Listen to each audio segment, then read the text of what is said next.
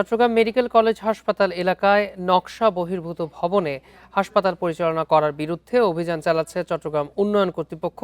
এ বিষয়ে আরো জানাতে যুক্ত হচ্ছেন আমাদের সহকর্মী আহসান রিটন। রিটন, চট্টগ্রাম উন্নয়ন কর্তৃপক্ষের অভিযান কোন কোন এলাকায় চলছে? এই অভিযান কি অব্যাহত থাকবে? কর্তৃপক্ষ এ বিষয়ে কি বলছে?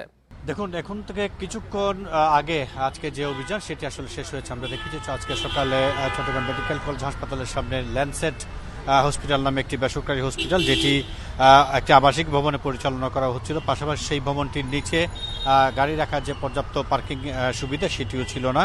তাছাড়া চতুর্দিকে বদ্ধ পরিবেশে সেখানে হাসপাতালের কার্যক্রম পরিচালনা করা হচ্ছিল, সেটি পরিদর্শন করেছেন।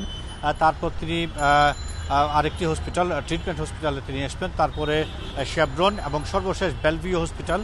আপনি দেখতে পাচ্ছেন এখানে আজকের যে অভিযান সেটি তিনি শেষ করেছেন এবং তিনি বলেছেন যে ল্যান্ডসেট ছাড়া অন্যান্য যে সমস্ত হসপিটালগুলো রয়েছে সেখানকার পরিস্থিতি বেশ মোটামুটি কিছুটা সন্তোষজনক। তারপরেও যে সমস্ত টুকটাক সমস্যা রয়েছে সেগুলো সমাধান করার জন্য তারা কর্তৃপক্ষকে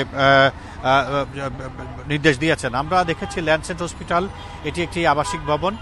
সেই ভবন আসলে পর্যাপ্ত আলো বাতাসের যেমন ব্যবস্থা নেই, পাশাপাশি সেটির নিচে ভবনের নিচে পুরোটাই হচ্ছে সেখানে ফার্মেসি এবং অন্যান্য দোকানের ঠাসা, ফলে সেখানে রোগী এলে তাদের গাড়ি রাখার কোনো ব্যবস্থা নেই এবং যে কারণে আমরা দেখছি চট্টগ্রাম মেডিকেল কলেজ হাসপাতালের সামনে প্রতিদিন আসলে অসংখ্য গাড়ির কারণে সেখানে যানজট হয়ে থাকে।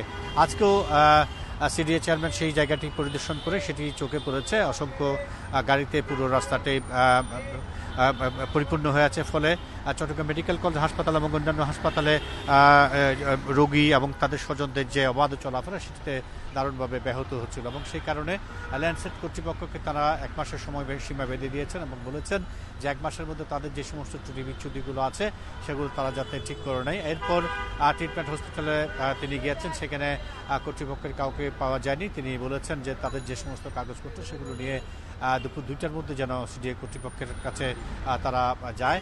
এরপরে শেভরন এবং সর্বশেষ বেলভিউ। আপনি জানেন যে শেভরন চট্টগ্রামে খুব নামী একটি বেসরকারি রোগ নির্ণয়কারী প্রতিষ্ঠান। সেখানে প্রতিদিন অসংখ্য মানুষ তাদের যে রোগ নির্ণয় সেগুলো করার জন্য এখানে আসেন। পাশাপাশি বেলভিউ সেটি একেবারে নতুন, এখনও পর্যন্ত বলা যেতে পারে পরিপূর্ণভাবে কার্যক্রম তারা শুরু করতে পারেনি। তারপরও শুরুতেই যে সমস্ত ত্রুটি বিচ্যুতিগুলো থাকার কথা সেগুলো আছে কিনা সেগুলো পরিদর্শন করেছেন এবং পরিদর্শন করে বলেছেন যে এই যে অভিযান সেটি তারা অব্যাহত রাখবেন এবং চট্টগ্রাম নগরীকে একটি যানজটমুক্ত নগরীতে যাতে পরিবেশ যাতে তৈরি করা যায় সেই বিষয়ে সবার সহযোগিতা চেয়েছেন এবং এই ধারায় অভিযান আছে এবং আগামীতে সেই অভিযান অব্যাহত থাকবে বলে আমাদেরকে জানিয়েছেন। এ হচ্ছে চট্টগ্রাম থেকে আমার কাছে হাসপাতালের যে অভিযান তার বিষয়ে সর্বশেষ। চট্টগ্রাম থেকে জানাচ্ছিলেন সহকর্মী আহসান রিটন।